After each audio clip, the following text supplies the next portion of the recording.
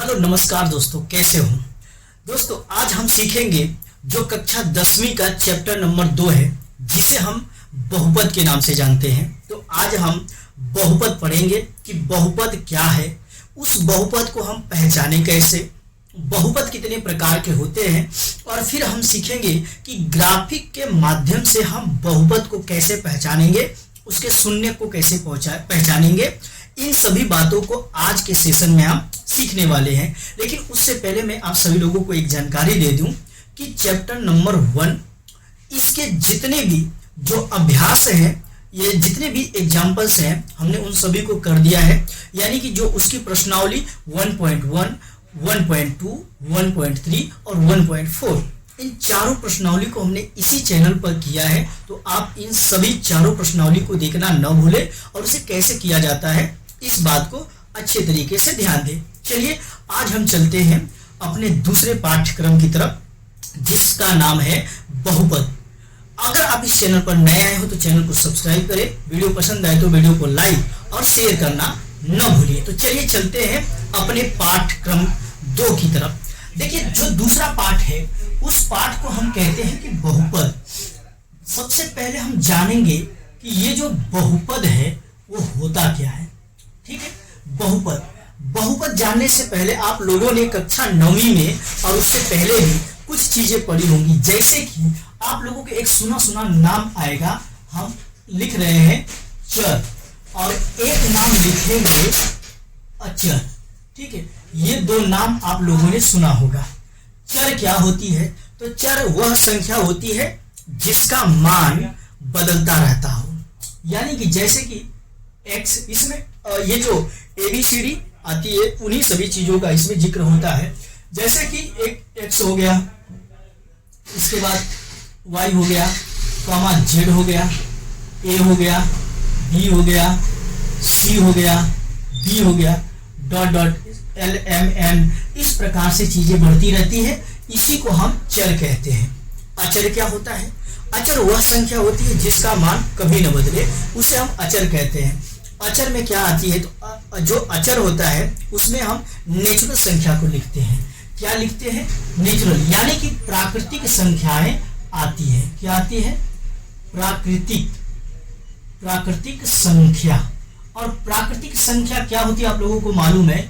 वह संख्या जिसको हम गिनने के रूप में, काउंटिंग के रूप में प्रयोग करते हैं, वह होता है। जैसे कि 1, 2, 3, 4, 5, 6, 7, 8, डॉट डॉट डॉट, इस प्रकार से ये अनंत तक चली जाएगी और ये भी अनंत तक चली जाएगी। एक चीज आपने सीखा कि चर क्या है, और ये जो दूसरी चीज सीखा कि अचर क्या है। इसको बताने का मकसद एक ही चीज था कि इसका हमको प्रयोग पूरे इस चैप्टर में लगेगा और साथ ही साथ ये आने वाले चीजों में भी हमको लगेगा। अब आप लोगों को एक चीज यहां पर और देखनी होगी कि यदि चर और अचर का हम गुना कर दे तो क्या बन जाएगा। चलिए हम एक चर ले लेते हैं, यहां पर सीधे पहले लिख लेते हैं कि जैसे कि अचर गुने में चर। लेकिन चर का गुना अगर हम अचर में करें तो फिर क्या बन जाएगा। इससे अगर जब आप किसी चर का गुना किसी अचर में करेंगे तो उसी को कहते हैं बीजीय व्यंजक। क्या कहते हैं? उसी को हम कहते हैं बीजीय व्यंजक। क्या कहते हैं? बीजीय व्यंजक कहते हैं। बीजीय व्यंजक कहते किसे हैं? जब हम एक चर का दूसरे अचर में या अचर का चर में गुना कर दे तो जो स्वरूप बनता है उसी को बीजीय व्यंजक कहते हैं। जैसे कि एक हम चर ले लेते हैं, x ले लेते हैं, और इसी x का गुना हम किसी भी अचर में कर दें, जैसे कि 1 2 3 4 5 6 कोई भी संख्या ले लें। जैसे कि मान लेते हैं, हम ले लेते हैं 5। एक ये जो x है चर है, जो 5 है ये अचर है। जब गुना कर दिया तो ये कितना आ गया? 5x। इसी को बीजीय व्यंजक कहा जाता है। इसी को बीजीय व्यंजक कहा जाता है। अब आप लोग जान लीजिए कि अगर ये जो बीजीय व्यंजक है इसे एक और नाम से भी बुलाते हैं। इसको जब हम नाम से बुलाते हैं, इसी को हम क्या कहते हैं? इसी बीजीय व्यंजक को हम पद के नाम से भी जानते हैं। किसके नाम से जानते हैं? पद के नाम से जानते हैं। अब ध्यान से सुनिए कि पद क्या है। तो पद के लिए सबसे पहले एक चीज आप जान लीजिए, जब हम किसी चर का गुणा अचर में करेंगे, जो प्राप्त संख्या होगी, जो यानी कि जो प्राप्त मूल रूप आएगा, उसी रूप को, ये जो 5x है, हम इसे बीजीय व्यंजक के नाम से जानेंगे। अब इसी बीजीय व्यंजक को एक चीज और ध्यान दीजिए कि इसका जो दूसरा नाम है, इसे हम पद कहते हैं। अब पद क्या क्या कहलाएगा, तो इधर ध्यान दीजिए। हम अगर कहीं पर कोई चर हो तो भी उसे हम पद कह सकते हैं, अचर हो उसे भी हम पद कह सकते हैं। अचर गुणे अचर, चर गुणे अचर अगर हो तो इसे भी हम पद कह सकते हैं। इस बात को ध्यान दीजिए। जैसे कि अगर कोई चर हो, चर में क्या आ जाएगा, x y z dot dot dot, अचर में क्या आ जाएगा, 1 2 3 4 5 डॉट डॉट डॉट। अचर गुणे अचर में जैसे कि 5x 6y 7z 3a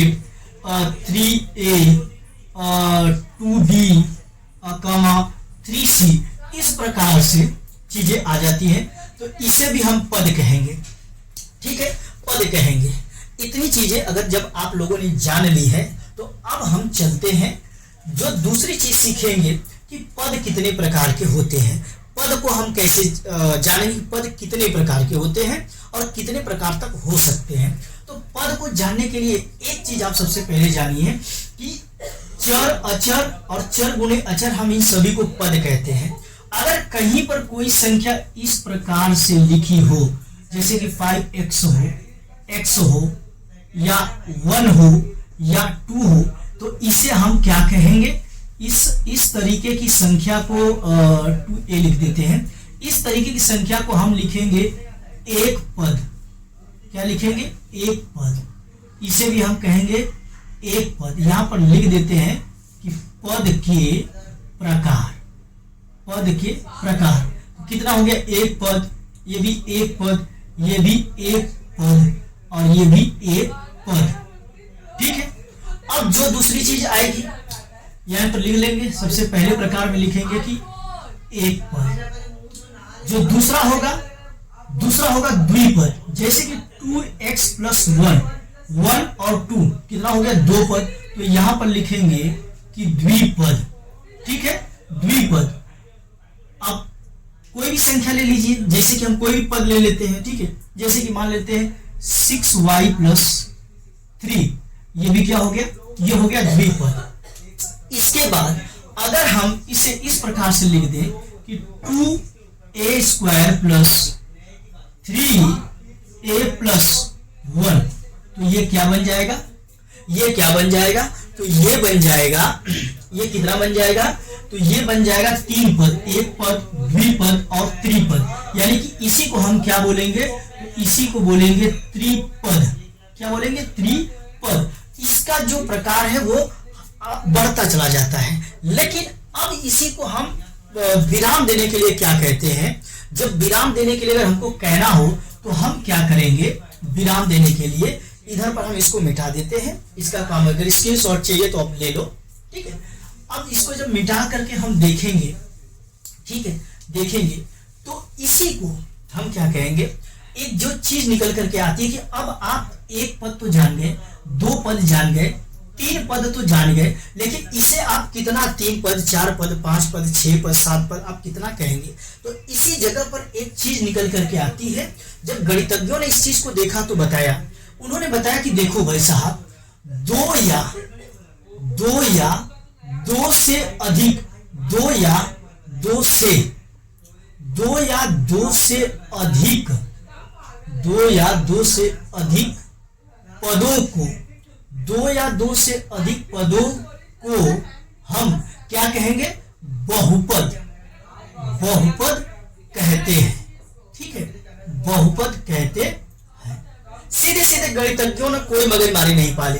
अब कौन कहने जाए कि एक पद, द्विपद, त्रिपद, चतुर्थ पद, 5 पद, 6 पद, 7 पद, कौन कहने जाए। उन्होंने सभी मगजमारी को हटाते हुए एक बात उन्होंने निर्णय ली कि 2 या 2 से अधिक पदों को हम बहुपद कहते हैं। बात खत्म, कोई झंझट मगजमारी नहीं रखनी हमको। अगर कहीं पर 2 पद हो, अगर कहीं पर अगर 2a लिखा हो, तो इसे हम एक पद कह सकते हैं। लेकिन अगर 2x+1 हो जाए, 3y+2 हो जाए, सीधे सीधे हम इसको बहुपद कहते हैं। तो क्या कहते हैं? बहुपद कहते हैं। ठीक है, बहुपद कहते हैं। आप बहुपद को जान गए। अब चलिए, बहुपद कितने प्रकार के होते हैं, अब हम बहुपद के प्रकार को जानेंगे। इधर पर आ जाते हैं, बहुपद के प्रकार को जानना हो तो इधर पर आ जाते हैं। ठीक है, चलिए अब हम बहुपद के प्रकार यहां पर लिखेंगे भैया, बहुपद। क्या लिखेंगे? बहुपद लिखेंगे। बहुपद कितने प्रकार के होते हैं? तो बहुपद 3 प्रकार के होते हैं। चलिए इसे 3 प्रकार में हम बांट देते हैं कि 3 प्रकार जो होगा वो क्या होता है। सबसे पहले क्या लिखेंगे कि एक पद बहुपद हो जाएगा। ठीक है, एक पद। दूसरे में आएगा तो क्या लिखेंगे? द्विपद। ठीक है, जो बहुपद होते हैं, बहुपद 3 प्रकार के होते हैं। एक पद बहुपद, एक पद बहुपद, द्विपद बहुपद,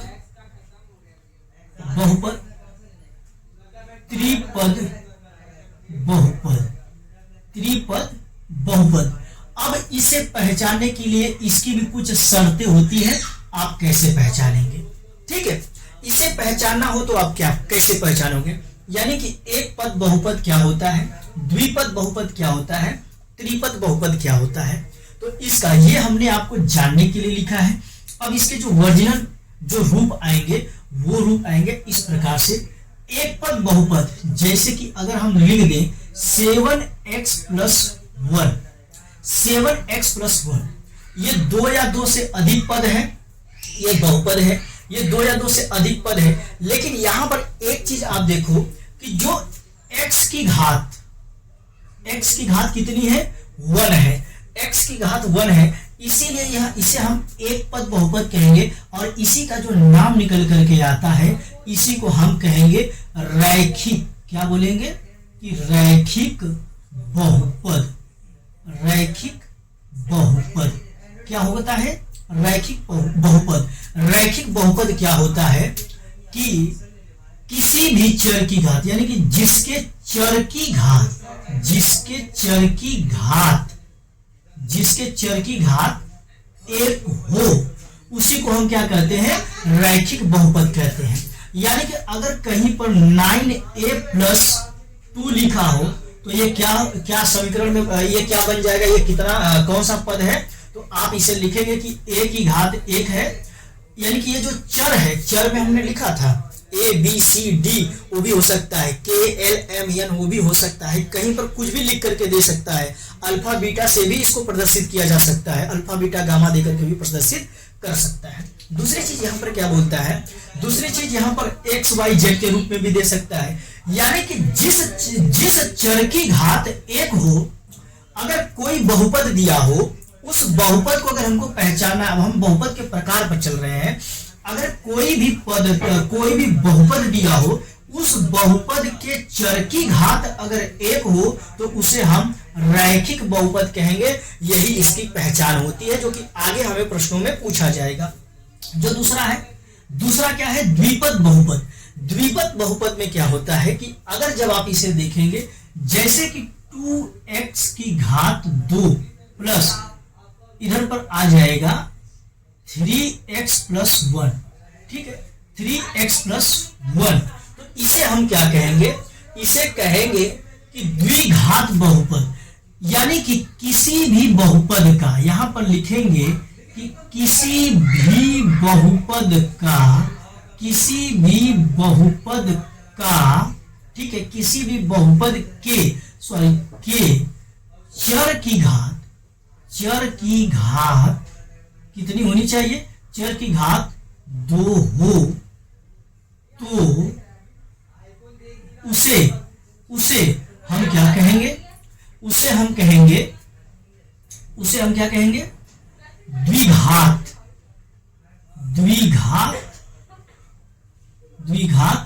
बहुपद। क्या कहेंगे? उसी को हम द्विघात बहुपद कहेंगे। द्विघात, उसे हम द्विघात बहुपद कहते हैं।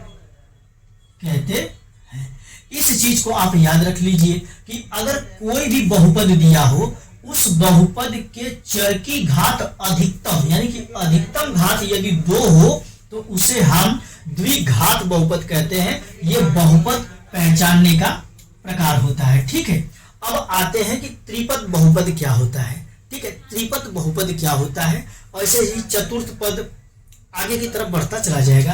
अब त्रिपद में इसे हम द्विघात बहुपद लिख लिए। अब इसे भी द्विपद को हटा करके आप यहां पर लिख सकते हो। अब इसे भी हम बदल देते हैं, इसे लिख देंगे, क्या लिखेंगे, इसे लिखेंगे रैखिक बहुपद, और इसे हम लिखेंगे द्विघात बहुपद, और इसे लिखेंगे त्रिघात बहुपद। ठीक है, इसको लिखेंगे त्रिघात बहुपद। त्रिघात बहुपद कैसे लिखा जाता है, तो इधर देखिए, अगर आपको लिखा हो कि 7x की घात 3 प्लस 2x की घात 2 प्लस 3x प्लस 1, अगर इस प्रकार से लिखा हो तो इसे हम क्या कहेंगे, त्रिघात बहुपद। इसी के यानी कि यहां पर लिखेंगे कि किसी भी बहुपद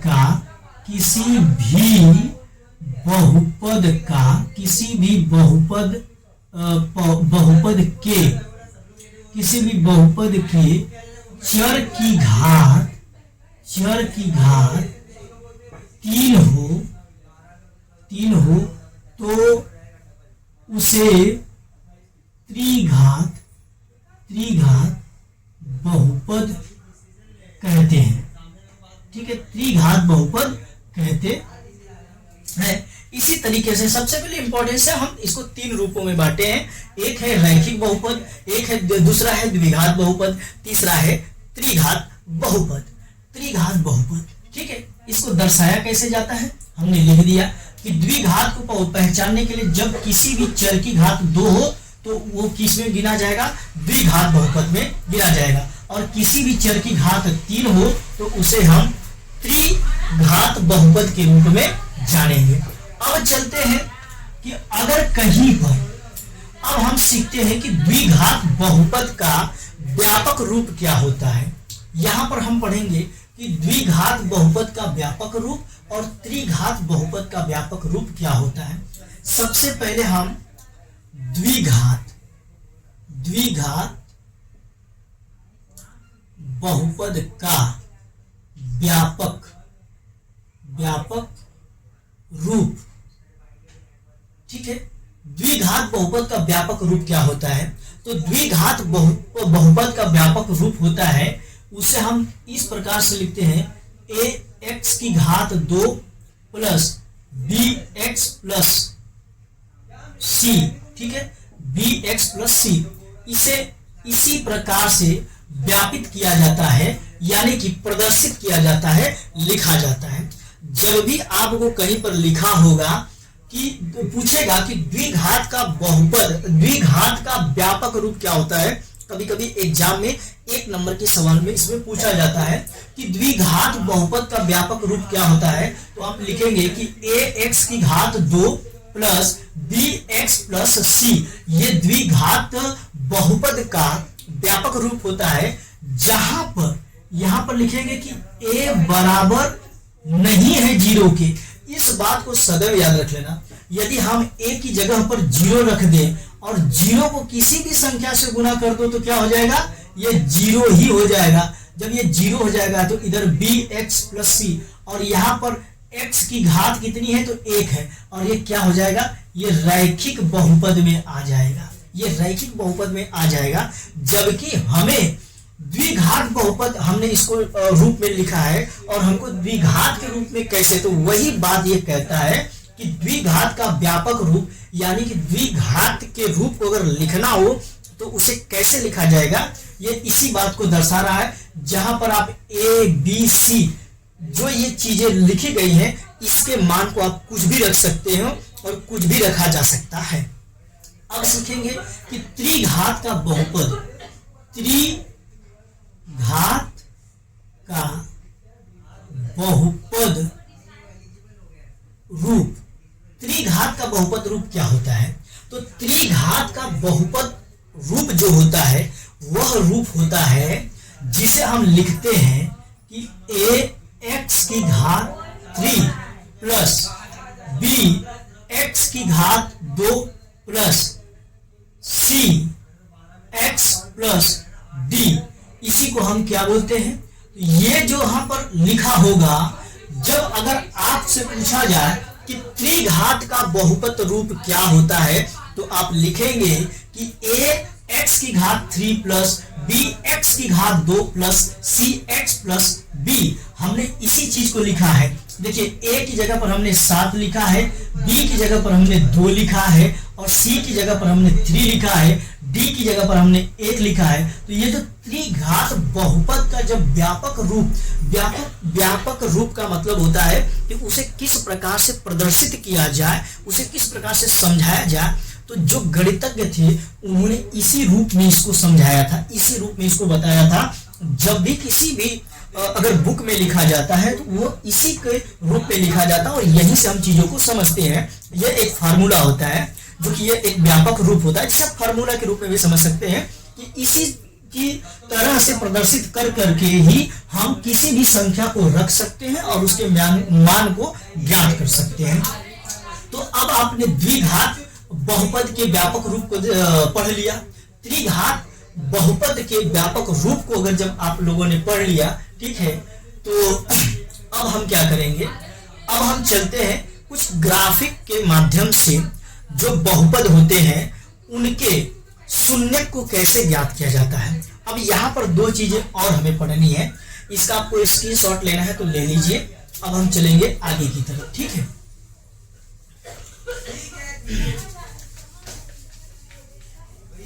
अब जब हम आगे की तरफ चलेंगे, एक चीज आप लोगों ने यहाँ पर नोटिस किया होगा कि जैसे कि अगर हमने 7x लिखा है, ठीक है, हमने जैसे कि लिख दिया 7x प्लस 1, 7x प्लस 1, इसे हम क्या कहेंगे? तो देखो, इसको हम कहते हैं बहुपद, ठीक है, मार्कर नहीं चल रहा है। इसी को हम कहते हैं कि बहुपद, ठीक है, इसे हम कहते हैं बहुपद। अगर कहीं पर लिखा हो 7x की घात 2 प्लस 2, इसे भी हम क्या बोलेंगे?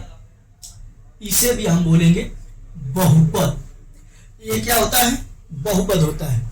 लेकिन यदि कहीं पर इस प्रकार लिखा हो 7x की घात 2 प्लस 2 बराबर 0, तो इसे हम क्या कहते हैं?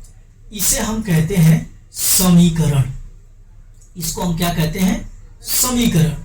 अब हमारे पास इसी समीकरण को लेकर के इसी से संबंधित हमारे जीवन में जो पढ़ाइयां हैं वो चालू हो गई कक्षा 10वीं में।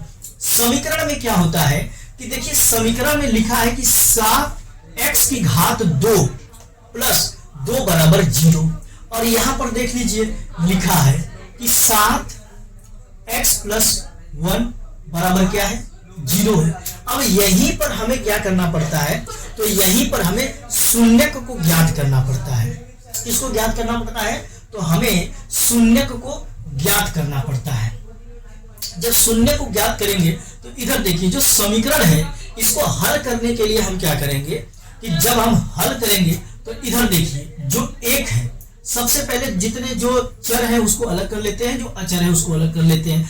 तो जब हम इसको हल करेंगे, सब समीकरण को हल करेंगे, तो देखो इसको लिख सकते हैं 7x बराबर, इधर पर प्लस है एक, तो इधर जाएगा तो ये क्या हो जाएगा? माइनस हो जाएगा। अब इधर देखिए x 7 का इधर गुना हुआ है, तो इधर पर जाएगा तो क्या हो जाएगा? भाग हो जाएगा, ठीक है। तो x बराबर -1/7, तो ये जो हो जाता है इसी को हम क्या कहते हैं?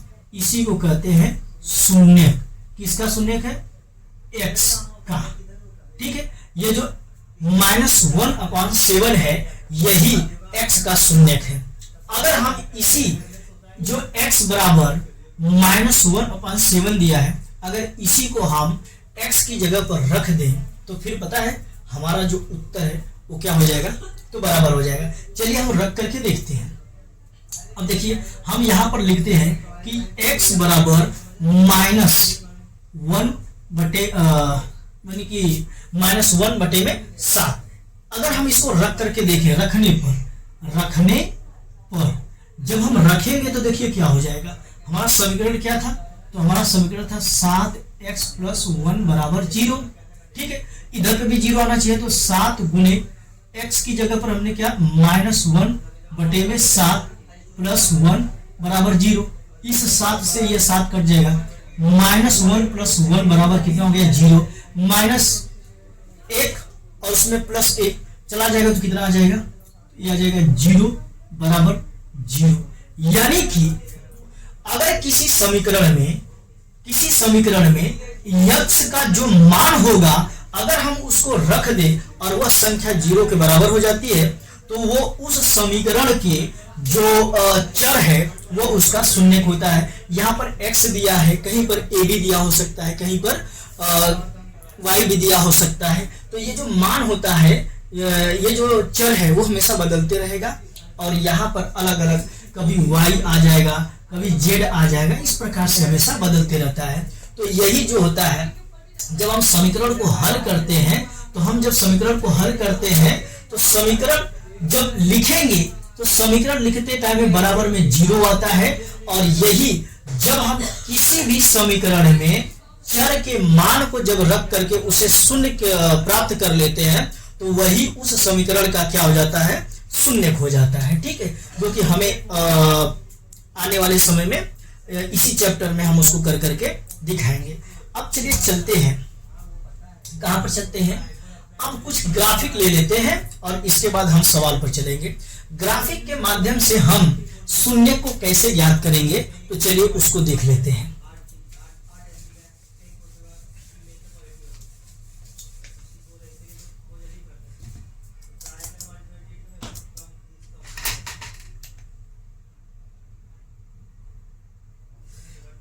जैसे कि देखिए ग्राफिक के माध्यम से अगर जब हम शून्य को ज्ञात करेंगे तो ग्राफिक में होता क्या है, जैसे कि चलिए हम ग्राफ बना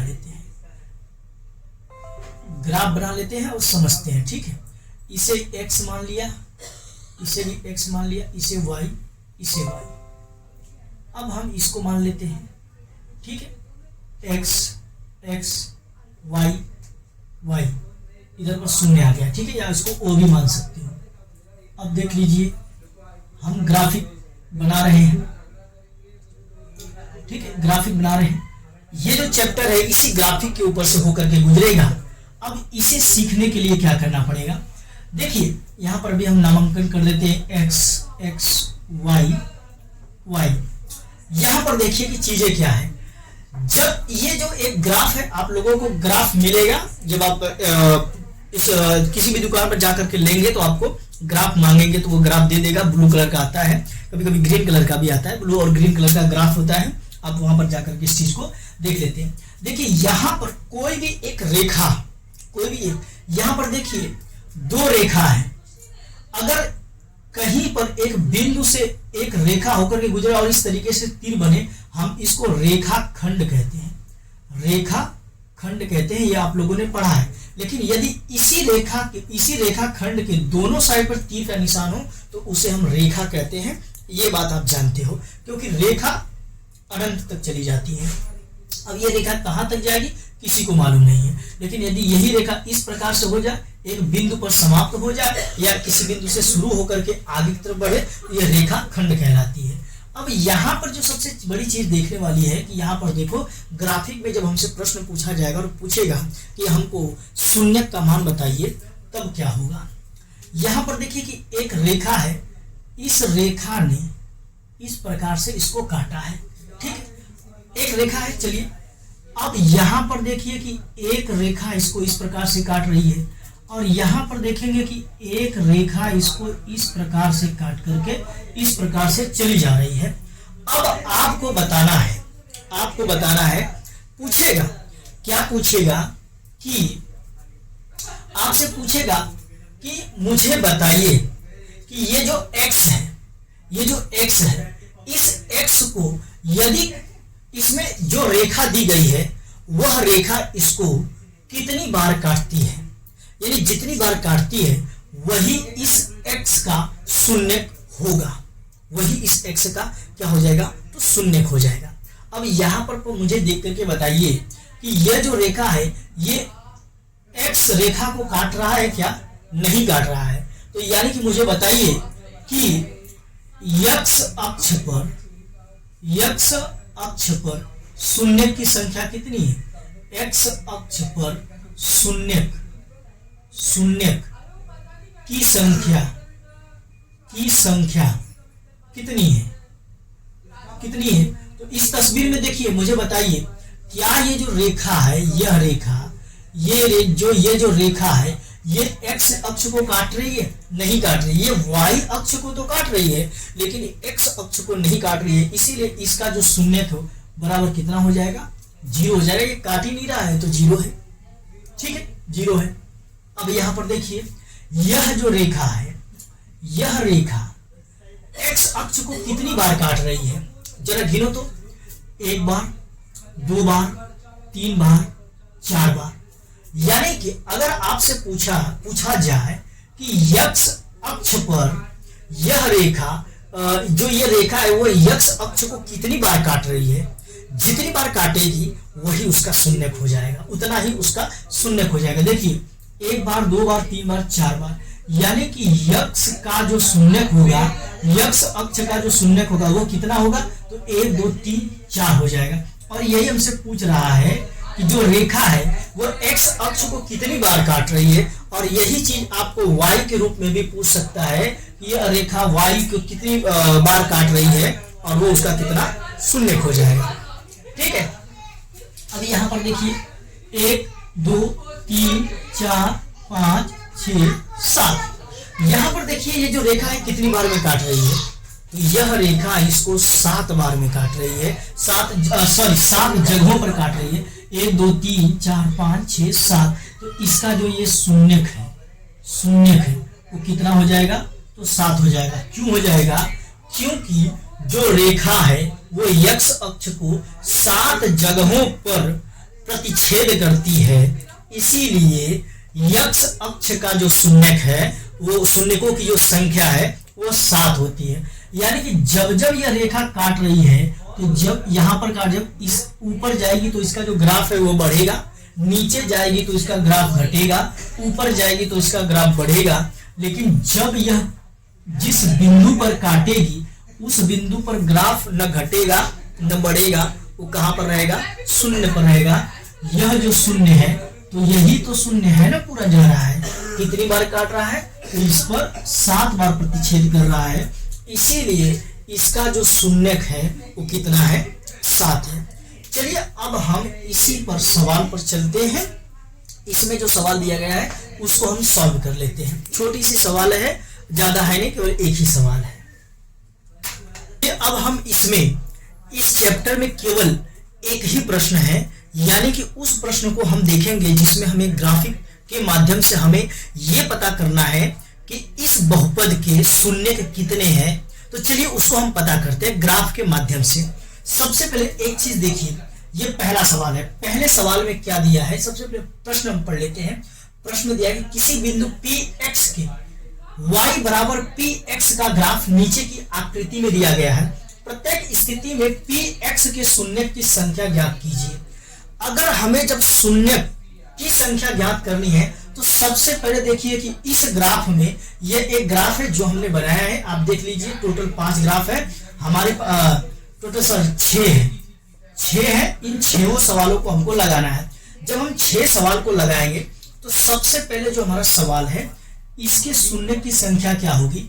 देखिए यह जो रेखा है ये x अक्ष को कितनी बार काट रही है, तो एक भी बार नहीं काट रही है, इसीलिए इसके x के शून्य कितने होंगे, तो 0 होंगे, क्योंकि ये संख्या काट ही नहीं रही है। ये जो रेखा है ये इसको नहीं काट रही है, यानी कि इसका जो शून्यक होगा कितना होगा, तो लिखेंगे कि प्रश्न 1 का जो शून्यक है, शून्यक 0 है, 0 है, ठीक है।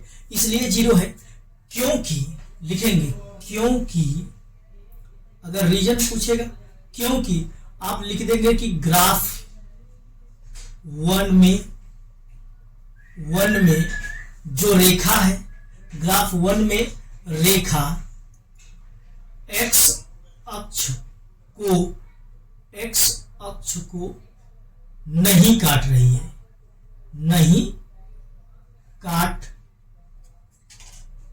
रही है, यानी कि शून्य है, नहीं काट रही है। ऐसा तो कभी नहीं हो सकता है कि किसी भी जो बहुपद है उसका शून्यक न हो, शून्यक होगा। अगर वो नहीं काट रही है तो इसका मतलब कि जीरो है, जीरो उसका शून्यक होगा। इस बात को हमेशा याद रखिए। यानी कि पहला जो ग्राफ है, इस ग्राफ का जो शून्यक है वो कितना है, तो जीरो है। इसलिए जीरो है क्योंकि ये किसी भी बार नहीं काट रही है, ये किसी भी प्रकार से ये एक्स अक्ष को नहीं काट रही है। अब दूसरा सवाल ले लेते हैं। जो दूसरा सवाल है, दूसरे सवाल में देखिए कि दूसरे सवाल में यह जो रेखा है, यह रेखा हम इसको रेखा के रूप में दर्शा सकते हैं क्योंकि यह एक टेढ़ी मेढ़ी रेखा है, ठीक है, इसे टेढ़ी मेढ़ी रेखा है। तो यह रेखा एक्स अक्ष को कितनी बार काट रही है, तो एक बार काट रही है। यानी कि इसका जो शून्यक होगा, इसका जो शून्यक होगा, शून्य को कितना होगा, एक होगा। क्यों, क्योंकि आप लिखेंगे, क्योंकि ग्राफ 2 में, ग्राफ 2 में यहां पर लिखेंगे क्योंकि ग्राफ 2 में एक्स अक्ष को जो रेखा है वो एक बिंदु पर प्रतिच्छेद करती है, इसीलिए इसका जो शून्यक होगा वो एक होगा। अब यहां पर देखिए तीसरे सवाल में जो ग्राफ है, तीसरे सवाल में यह जो रेखा है एक्स अक्ष को 1, 2, 3 बार काट रही है, इसीलिए इसका जो शून्यक होगा तो कितना होगा, इसका शून्यक 3 होगा, इसका शून्यक 1 होगा, इसका शून्यक 0 होगा, इसका जो शून्यक होगा 1 और 2, इसका शून्य कितना होगा, 2 होगा। क्योंकि ये एक्स अक्ष को 2 जगहों पर प्रतिच्छेद करता है, इसका कितना होगा, 1, 2, 3, 4।